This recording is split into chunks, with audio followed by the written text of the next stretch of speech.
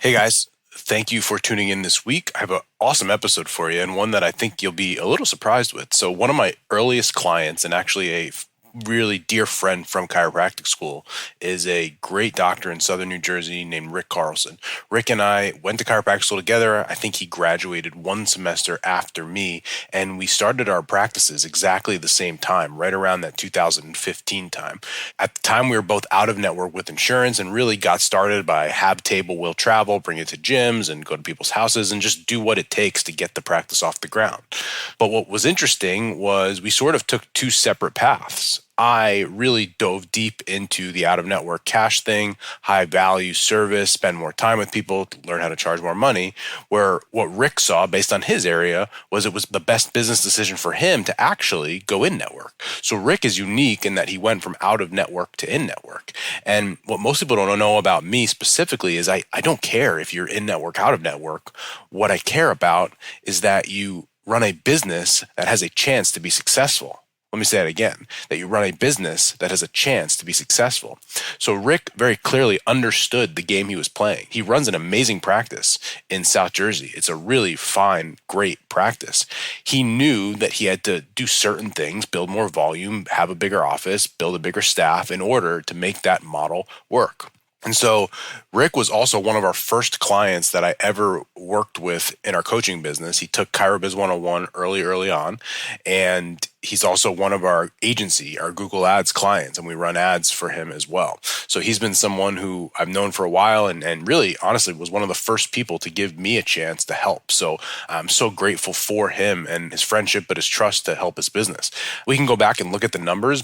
I think when his business started in our world, it was doing in the 700,000s.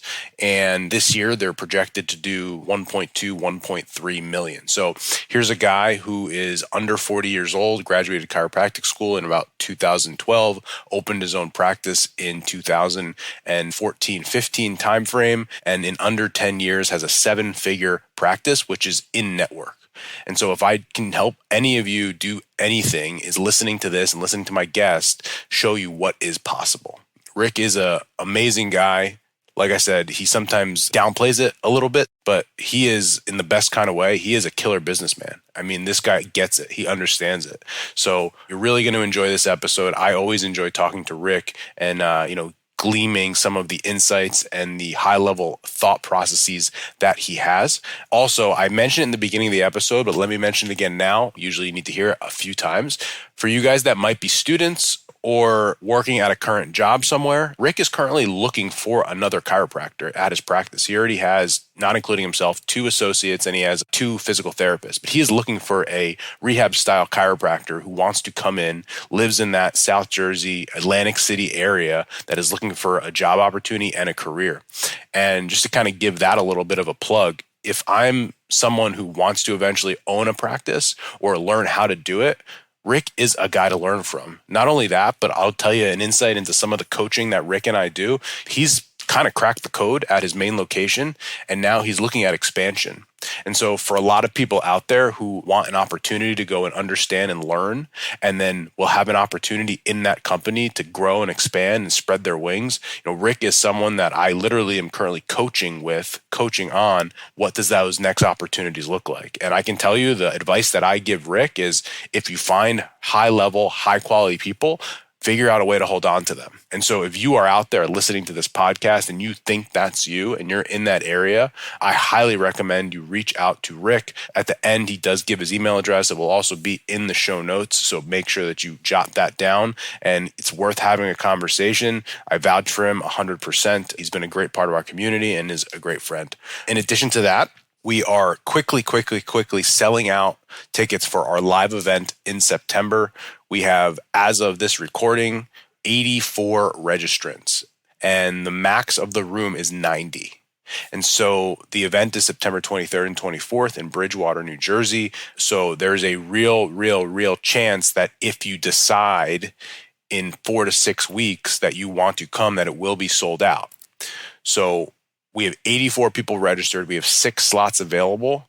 By the time this actually gets released, there might be less. So if you are thinking about it, if you have any inkling to come, please, you must reach out, fill out a guest pass application. once they're gone, they're gone. There's really not much we can do. And as a business person, the thing that would upset me the most is if I have people wanting to come to our live event and I can't get them in. So please, I'm begging you, if you have an interest, if you have any interest at all, being in a room of 90 plus rehab chiropractors, most that are what I would consider the top 1% of rehab chiros in this country, in this North America, because we have Canadians coming as well, you need to be in that room. You need to be in that room. Just to give you a little bit idea of what we will be covering. The theme of this event is how to become 15-mile famous. We are all about digital marketing. Like I said, we have a digital agency, but I still believe a brick and mortar business like we are, we need to understand how to get in our community and become 15-mile famous. For you guys that have all the acronyms after your name, there is nothing more tragic than being the best kept secret in your town. So if you really want to help people, you must learn how to become 15-mile famous. The first thing we're going to do to help you become 15-mile famous is we've brought in a world-class speaker who was on the pod a few weeks ago, Allison Feld, who does almost $1 million cash pelvic floor PT in Edmonds, Washington. And she is about as good as I've seen in getting in her community, getting in groups, speaking to them so that those patients become, so that those prospects become patients in her office. So she is our guest speaker that weekend. She is flying in across the country to be with us. Just super excited about that. I will also be lecturing on our exact formula that's helped us go into CrossFit gyms and yoga studios and things like that has helped us gain an ROI. When I first started doing seminars and lectures, I thought they were great, but I would get nothing out of it. It wasn't that it was a bad audience. It was that I was bad at delivering the message. Luckily for you, we've learned. If you go back to episode 1 of this podcast, the first episode, how to make $25,000 at a gym, that is a bit of a preview to what we will be speaking of. But I can tell you, again, because of our growth and my growth as a business person, the things that I talked about in that first podcast, I've learned and expanded upon, have a lot more experience on how to do it even better. So that is how we are going to teach you how to be 15-mile famous. In addition, we are going to show you some of the high-level Instagram strategies we've been using. We are going to do a clinical section this time. It's the first time we've ever done a clinical section. We have Sean Astorga, one of our mastermind members. He is the founder and owner of AMP Mentorship. And the reason why I'm bringing Sean in is because he gets it. He is someone who is a world-class clinician who runs his own clinical mentorship program. In addition to that, he is a world-class business person. Him and his partner, Monica Moore, they are both running a practice. They've more than doubled their practice since being in our mastermind group. And so he is a clinician's clinician, and they are building an unbelievable business. So he is going to be speaking as well. We're also going to show you some of our follow-up processes, specifically with or without a CRM system. That'll be led by our team, Hannah Matheson specifically, or Hannah Myers now that she is married. And we have a ton of other stuff. We have a very, very exciting big reveal that will happen at the live event that I can't give more details on, but it's going to be a very, very cool experience. And just like anything else in life, every time we run a live event, my only goal is to make it better than the last one. That is literally what wakes me up in the morning. It is 6:10 a.m. And that is the first thought that I had is how can I level up this live event? So it's going to be absolutely incredible. I venture to guess you people that have been to all these events in the past, seminars and all of that, I would like to think that when you leave there on Sunday, this will be the best professional experience you've ever had as a chiropractor. And I think I'm going to be right. So if you are thinking about coming, I need you to be there. Don't hesitate because we might sell out of the guest passes. That is all I have for you today. As always, please like, share, subscribe, share with your friends. If you don't have any friends, share with your enemies. Whatever it takes to spread this podcast, it is growing steadily, and I appreciate each and every one of you. What's up, everyone? Welcome to the Business School for the Rehab Chiropractor. Class is officially in session. My name is Justin Rabinowitz, and I am a rehab chiropractor on a mission to teach you, a fellow rehab chiropractor, the exact tools and systems I've used to build my own successful rehab chiropractic practice so you can do the same. I hope you enjoy, and please subscribe. All right, so we have Rick here. And before we even get started with it, I just want to give a little PSA for you guys that are listening. Rick is currently in the hiring process in South Jersey, and we'll talk a lot more about that. He is looking for a rehab chiro. If you don't get to the end of the podcast or you get to work and you didn't get to the end where he talks more about the position he is looking for, I just wanted to start this by saying that because we have such a big audience now. That's fantastic. And a lot of people might be looking for a job. Rick has a really good opportunity. So before we get into anything else, Rick, how are you today?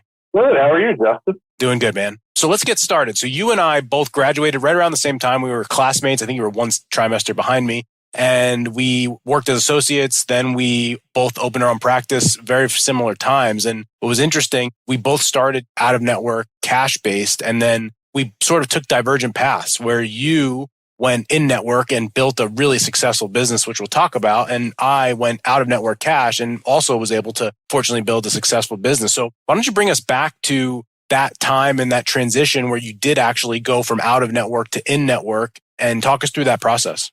Okay. I think we're going back. So we're both located in New Jersey. I am South Jersey, right outside of Atlantic City, Ocean City, about 15 minutes from the beach. Cape May is about a half hour away. So everybody listening, Point Pleasant and the beaches by you are still North Jersey. Being in New Jersey, where I am located, the primary insurance carrier in Atlantic County, I would say, is still Blue Cross Blue Shield, probably about 80% of my patients. So at the time when we both started, I think that was 2014, we both started our practices. I think it was 2016 that New Jersey started to cut back, or Blue Cross did, on their out-of-network benefits, meaning teachers, cops, your big commercial plans were paying very well being out-of-network in New Jersey. And a lot of those plans cut back the reimbursements to only the out-of-network providers. And the insurance, what they were trying to do, or are still, I don't know, was to push everybody in network. So during that time, I was about 2 years into practice.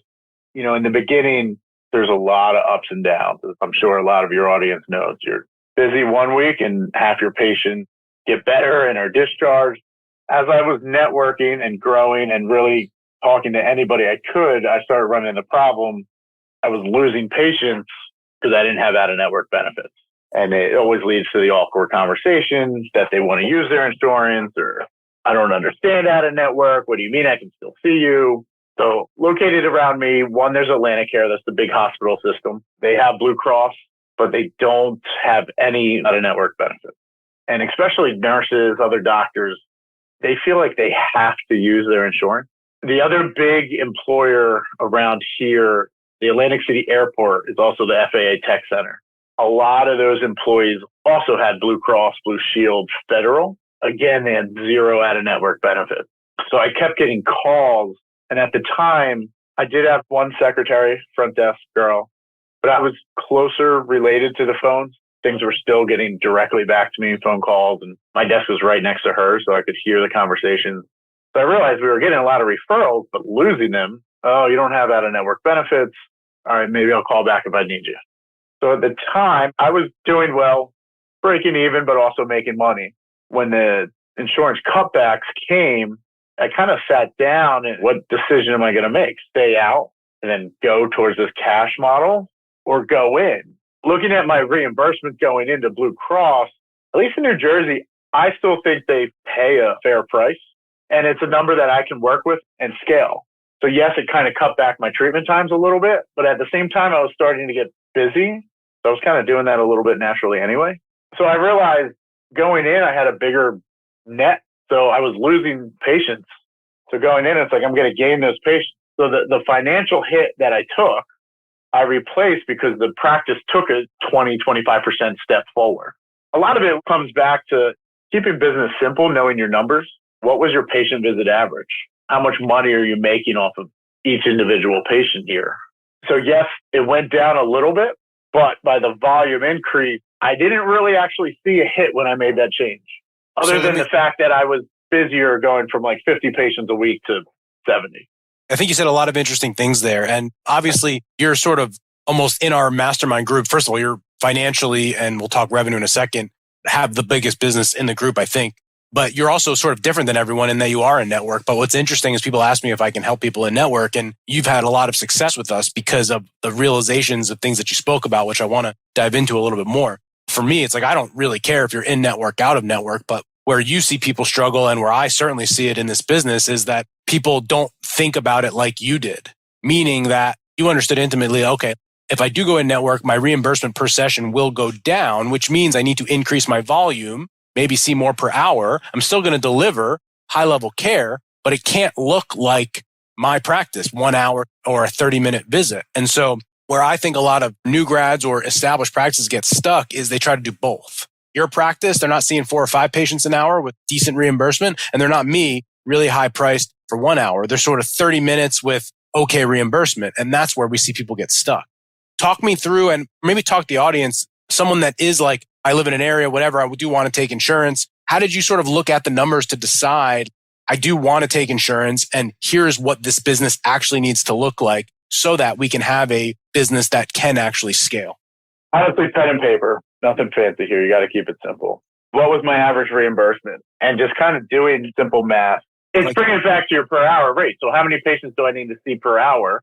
And if you're not generating close to $300 an hour at a minimum, you're probably going to be losing money and you're not going to be able to scale. Whatever that looks like in network in any state that you're in with insurance reimbursement or cash, if you're not able to do that, you're probably going to struggle. And I think you sort of understood that, which was important. And just to give the audience context of why I respect your business so much is like, we're not talking a small business here. We're talking a 7-figure business. And I think you've grown since being in our program from, I think we're doing about 700 something to about 1.2-ish at this point with a large staff. And so let's talk about that a little bit and let's fast forward. So you got yourself going and then you got your schedule full. Obviously, you have to play a little bit more of the volume game in your situation. So when you talk about scaling, how did you go about growing the practice from you and a secretary to now you have 3 full-time chiros, you have a PT department, you have a big, beautiful space, which you've expanded 3 times, and you're doing well into the 7 figures. So walk us through that journey on how we got from a nice $300,000 practice to, 1.2, 1.3 million in 7 or 8 years.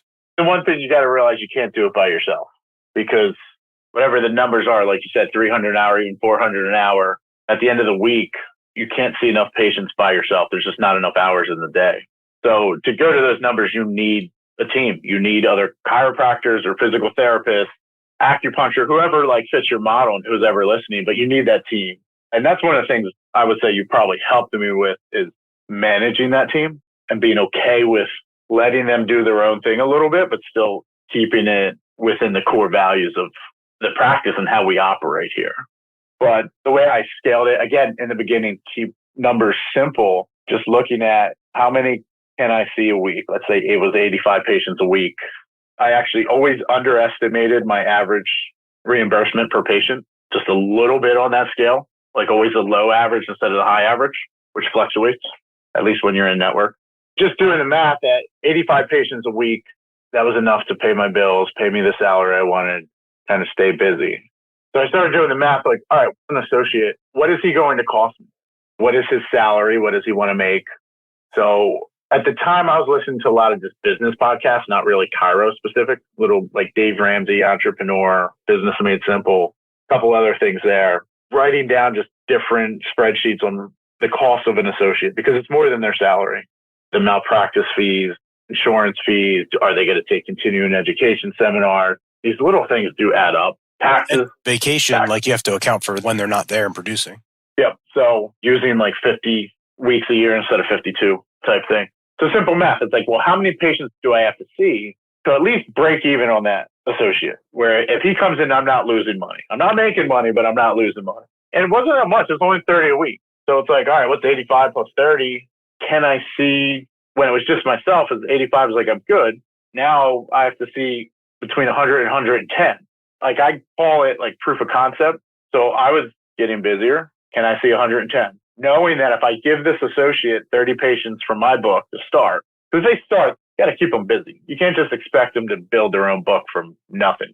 Let me pause you there. This is something I see a ton. And the more I get into it, the more that I see it, is what you just said is a realization that a lot of business owners, chiros that own, never understand. And where they get stuck is that they build their own schedule. And then they try to scale by bringing on other people and expect them to build their own schedule too, because they're in the treatment room 40 hours a week. And inevitably they end up frustrated and tired because that never really happened. That's just not in network. That's in network. That's out of network. That's any business. I see it all the time. And that's how people never get out of the rat race of just patient care, because they can never sort of get beyond that hump. Go into that a little bit more. You sort of said it as a throwaway comment, like obviously everyone would understand, but they don't. And so speak about that a little. As you grew, it was like the expectation that if this was going to grow, even if I have a really good associate, it's still sort of on me as the business owner to make sure that I'm the one spearheading the growth of the business. Yes, bringing that on. To me, I guess one of the core values I have is team concepts. So it's like I'm bringing on a teammate and we're working as a team. So even when I started, it was just me answering phones. Optimal Health, how can we help you? Who was we? It was only me.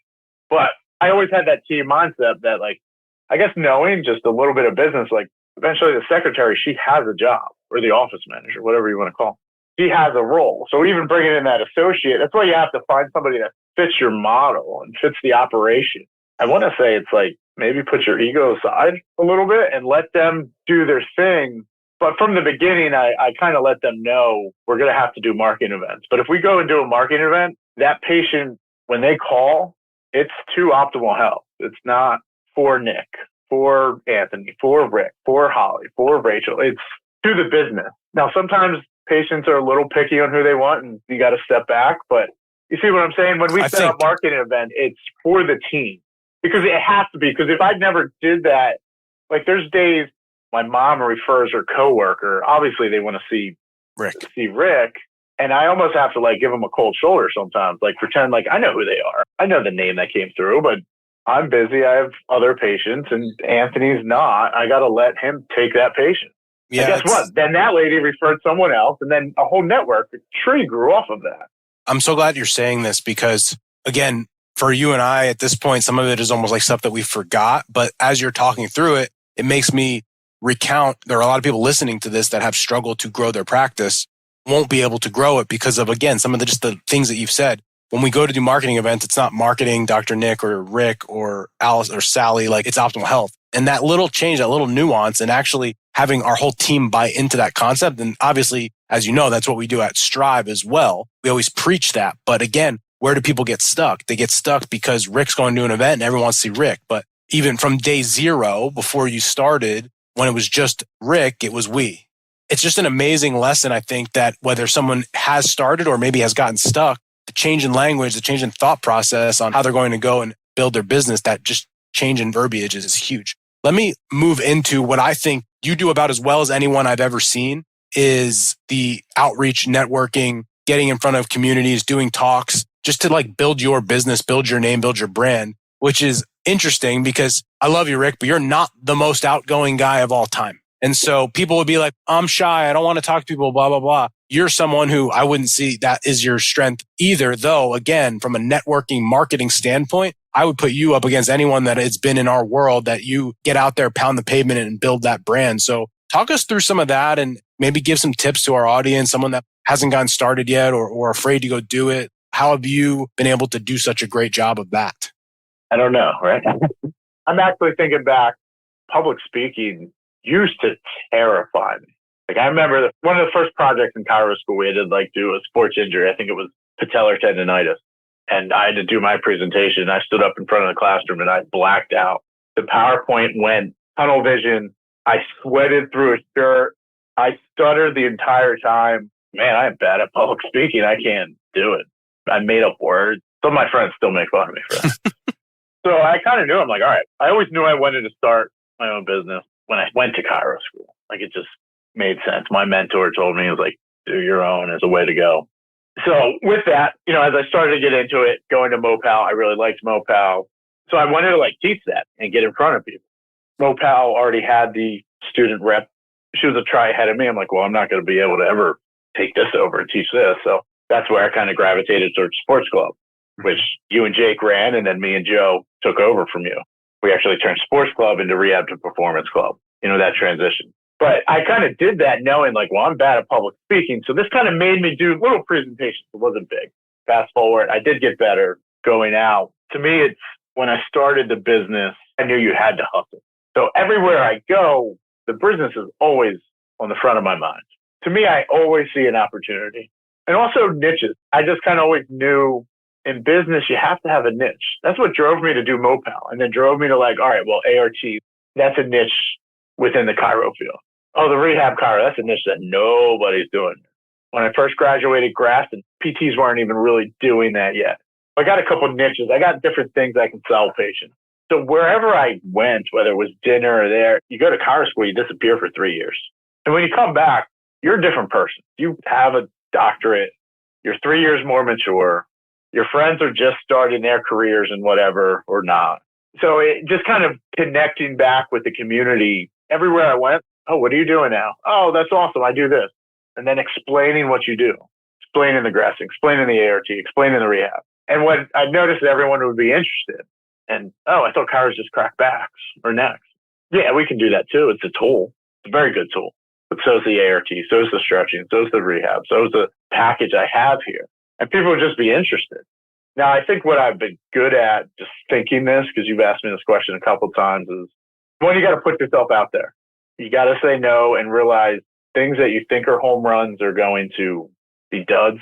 Sometimes you're going to do certain things that like, oh, that was kind of a waste of time. But when you actually step back and look 6 months later, it's like, no, it wasn't. I guess when I first started, right, you have so much free time. So when I built that into my schedule, I would treat patients 9 to 12 and then 3 to 6. I would treat them till 1, but I wouldn't fill that last hour until I had to. But that gave me 3 hours every day to just go talk to people. Early on, I joined a BNI group. Again, public speaking, that's part of it. You have to present every so many weeks. You give a 1-minute elevator speech.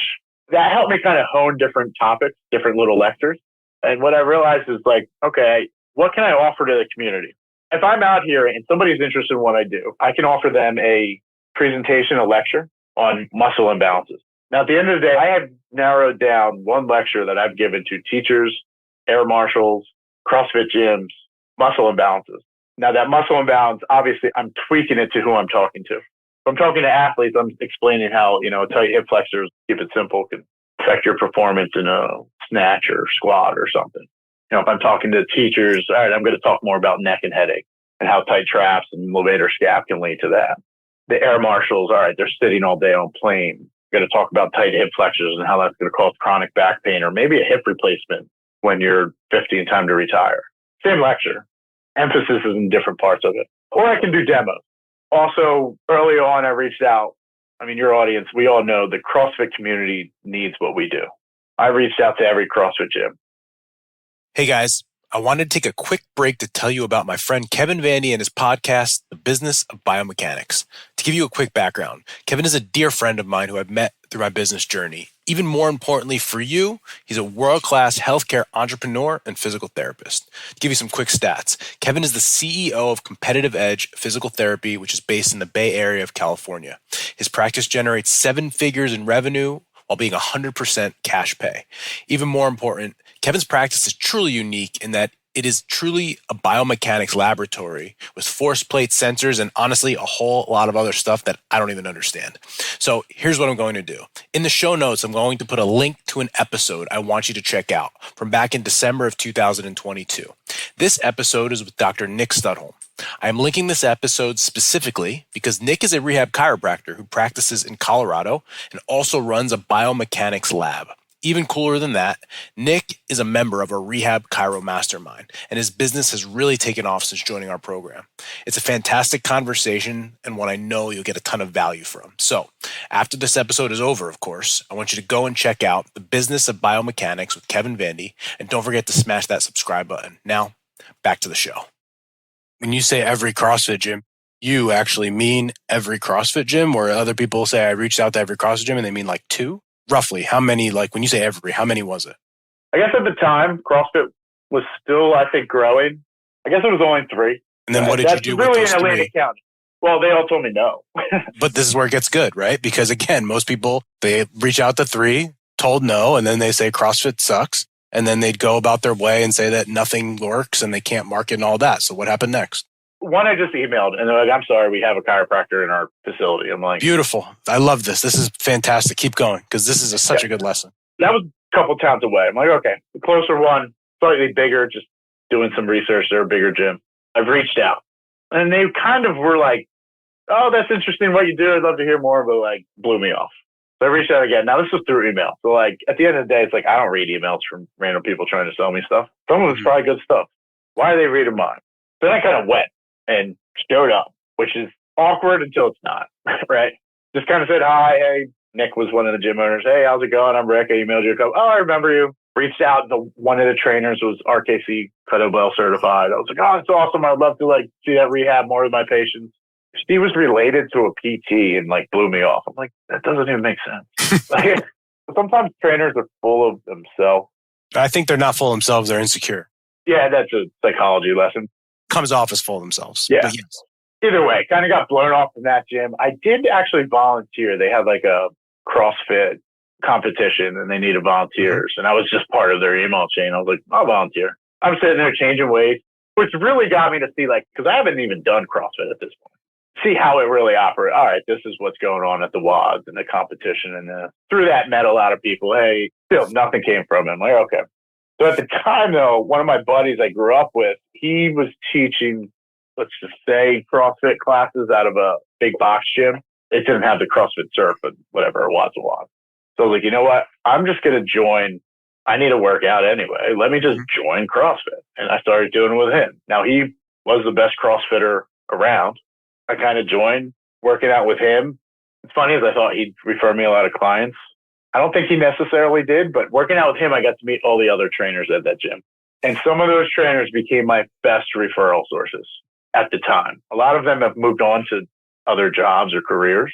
So again, just showing up and kind of showing your face, but always being ready to just give like a little, I'm not even say a sales pitch, but just talk about what you do. Show the passion in what you do.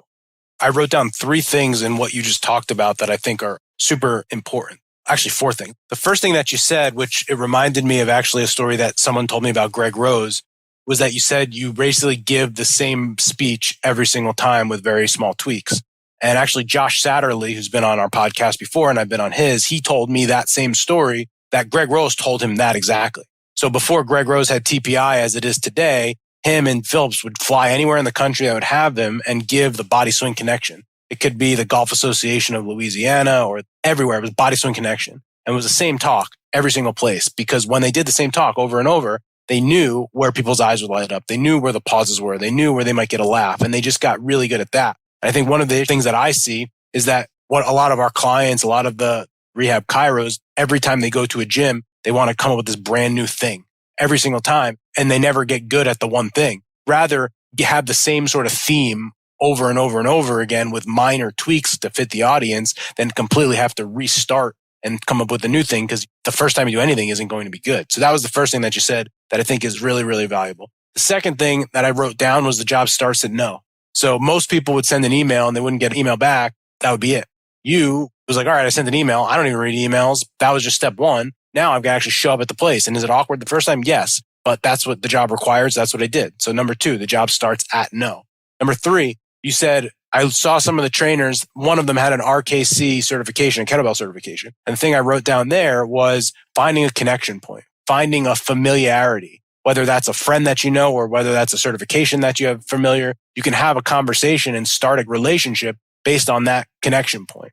And then the 4th thing that you said was that I started working out with a friend of mine who was a really good CrossFitter. And actually, he didn't refer me anyone, but the other trainers became some of my best referral sources. What we would call that in our mastermind group is second order consequence. So the first order consequence is that you show up at the gym and you hope that you get referrals from this trainer that you're friends with, and none of that happened. But second order consequence is you met the other trainers at the gym who actually they're the ones that became the best ones you've got. Where if we just stopped that hoping the trainer, number 1, referred us, we would have gotten stuck because we didn't think about what could happen second, third, fourth in this relationship. So to me, those are 4 things that you talked about in your journey, which people that are listening that potentially are struggling or want to know how you've done it. I think as you tell your story, that to me, a lot of really, really salient good points in that. The second order consequences is that's how I built this because it was constantly getting out there and meeting people through people. I wrote down a couple notes, like 3 different things early on. I remember reaching out to my old soccer coach, wrestling coach, baseball coach, The girls soccer coach who was my wrestling coach, all my old coaches, I thought they'd all be patients, right? None of them came in. One eventually years later. Well, one of the coaches, when I was there, was like, oh, let me introduce you to the field hockey coach. Okay. Right. You got to give that lecture. All right. Let's talk about field hockey. You bent over, right? We know mechanics better than anybody out there. So just because you don't know it perfectly, you still know it better than the average person. Talking to that field hockey coach, quiet lady too, she's referred me, probably my biggest referral tree to date. And she's referred me some of her friends who were huge referral trees. And then she referred me to a Powder Puff football league at the time, where I set up a booth there on a couple Saturdays and brought in handfuls of patients. It was, again, that second order consequence. That was one where kind of being out there. The other, I say this all the time to my staff, because we'll talk about marketing. What events are we going to do? Let's just say a local 5K race or triathlon. We'll go set up an event. And there's times we do an event, it's like, I'm not getting anyone from this. We'll treat 20 patients, and like, not many people live around here. People will travel to Atlantic City or Ocean City to run this race. Or just people aren't interested. And at the end of the day, what am I going to get one patient, work a whole Saturday and get one? Maybe when you start off, yes, get that one. But what I have noticed with working those a lot of events, it's not about getting that one patient that I happen to treat that pulled their calf when they were running. It's, are there other vendors there? Who set up that race? Was there an EMS squad there? Who else is associated with that race or that community event? Because the people that set up those community events, the people that set up those races, or the people that even have a booth next to you, they're the people that you want to know. That's the patient you want to get. So sometimes I'll do the race, but it's like, hey, my best patient was the booth next to me selling a similar product. And guess what? Those people, I don't want to say have big mouths, but usually are very good referral sources as well. So again, just being out there, giving one thing, but collecting something else.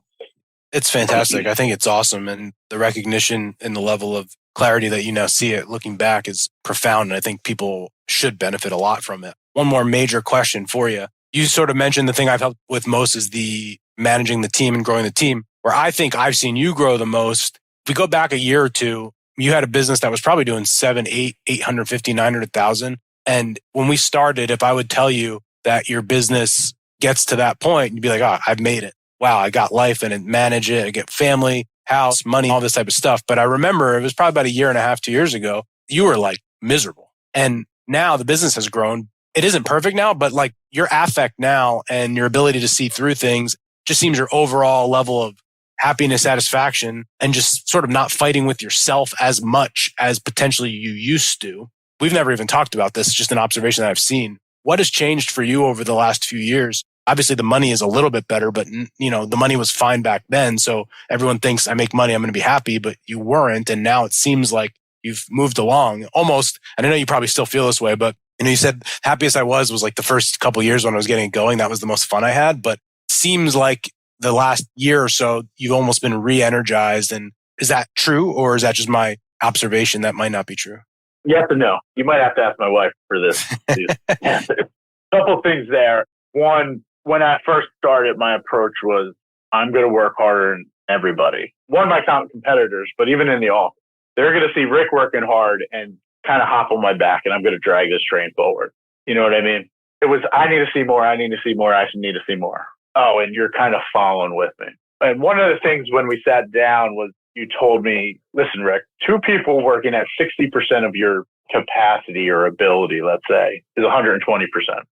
Well, that's still 20% more. Yeah.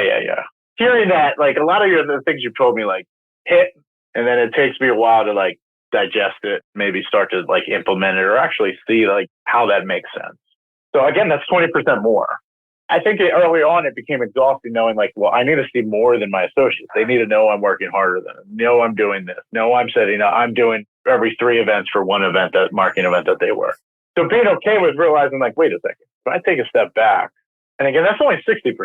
That's not very good.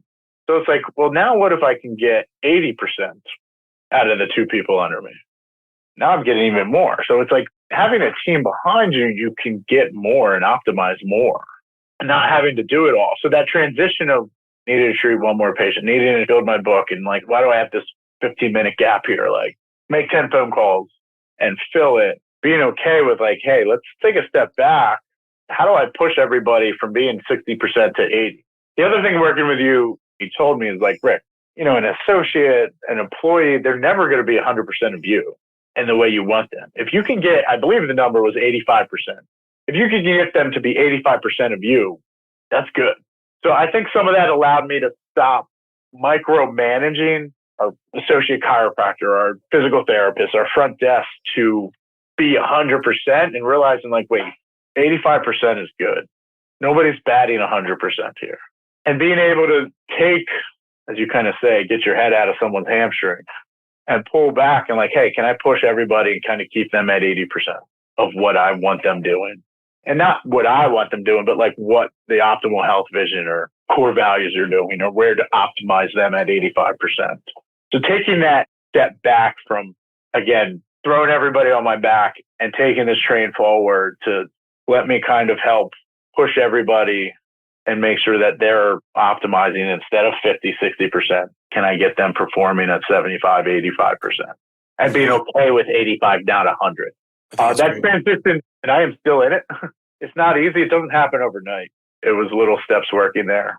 The other thing, sitting down, kind of looking at any business. Now, my brain naturally went through these.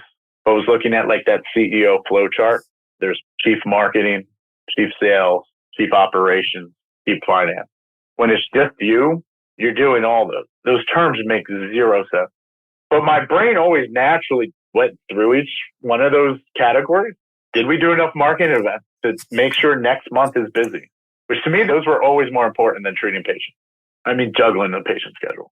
Sales. Am I hitting enough patients? Because in network, at least the sales number is fairly easy. There's not as much tweaking. I'm hitting enough patients to pay the bills.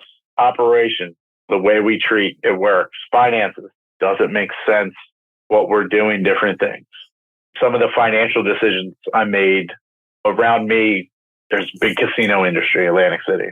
They all have health insurance. It pays chiropractors garbage being in network, $25 a visit. I could go to casinos and set up lectures and workshops and dealers, and I know I could work through there. Financially, it doesn't make sense. I'm not going to, I don't want to say waste my time, but spend so much time and effort reaching out to casinos when financially it's going to drag the practice down. When I could take some of that time and reach out to teachers and cops and groups of people with better nurses, with better insurance. So again, all those talk to each other, but sitting down with you and actually writing this out, having it written on the board behind me, as I'm growing, I'm starting to see how each department is its own thing and where we need to push when we need to push in each one of those four quadrants there. I love it. Before we wrap up, I wanted to give you a couple minutes to talk through your associate opportunity and who you're looking for, who might be a good fit, and how they can reach out to you for this job. We are looking to bring on another chiropractor again. We're getting ready for that. We're also looking for, we've started talks internally as starting potentially a second location. So with that, it's pushing one of us out the door and we have to replace somebody here. Getting prepared to, again, grow the team. What I'm looking for really is talent, somebody that has passion for, when I say chiropractic, I'm going to say rehab chiropractic, evidence-based chiropractic. The model that I'm assuming most of this audience, we are not a subluxation-based practice. That word not allowed here. But in our practice, we do a lot of active release technique, ton of PIR. I'd say that has been my kind of secret gem there in treatment. A lot of McKenzie I do as well. We do have physical therapists. So a lot of the rehab, again, you can't do it all yourself. So the patients that need the core stability and that stuff, we try to kind of refer over to physical therapy to help grow that, again, working as a team. But we're looking to bring on another chiropractor. Again, we're located in southern New Jersey, right outside Atlantic City and Ocean City. Our email is info@chiropractic.fit. I do believe we have a job resume out on most of the colleges. We put one out on Jazz HR, which I believe posted to like Indeed and those websites as well. But I'm looking for somebody that wants to grow.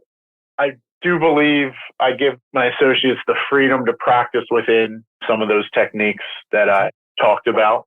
Everybody on our team has a similar mindset, but we all have our own touch. So somebody that wants to grow within the team atmosphere here and help us expand. We've had Nick for years. He hits his numbers consistently. We brought on Anthony about a year and a half ago. He's hitting his numbers now. I'm consistent where I'm at. So we're looking to bring somebody on to help us move forward and make that next decision, whether it's a second location or expand what we have here. I love it. And just give us where they should find you again. Give us the email again. The email is info@optimalhealth.fit. That'll go to our front desk. We did just post that ad on all the major ad boards for job postings. Got it. Just for the audience, if you do want to get in touch with Rick and can't figure it out, just send me a DM on Instagram or email or get in touch. We'll get you in touch with Rick. Rick, I really appreciate this. You've done amazing work. I know you know that, but I want to say it out loud for everyone here. There aren't many people statistically that get to the 7-figure mark in private practice, and you've been able to do it in under a decade. You're like the 1% of the 1%. So you should be commended for that, even though I know it doesn't feel like that all the time. You are still a special guy who's done amazing stuff. And for you guys out there, at a minimum, some of you guys are super highly motivated people that want a place where you can actually learn from someone that has done it. It is not theory. He has absolutely done it and is doing it. You'd be silly not to at least have a conversation with Rick. So I can't encourage that enough. Rick, thank you so much. Anytime. I enjoyed doing this. I was excited to be on. Anybody in the mastermind group, if they want to reach out to me, feel free to talk. I love talking to them. I've talked to a few guys early on. I don't know if they're even in the group anymore, but they've reached out to me with different conversations, kind of where to go. I'll give you my opinion. It is what it is, but I love helping. Thanks, Rick. Thank you so much for listening to this episode. And if you found this content valuable, here are 4 ways I can help you for free. 1, grab a copy of my free guide, the Rehab Chiropractor's Checklist. You can get that at go.drjustinrabinowitz.com/guide. That's go.drjustinrabinowitz.com/guide. 2, go ahead and give me a follow on Instagram at Justin Rabinowitz, where I post business content. 3, subscribe to my weekly newsletter by sending me an email at coaching@strivetomove.com. And 4, leave us a 5-star review so we can gain access to more influential people and bring those lessons back to you.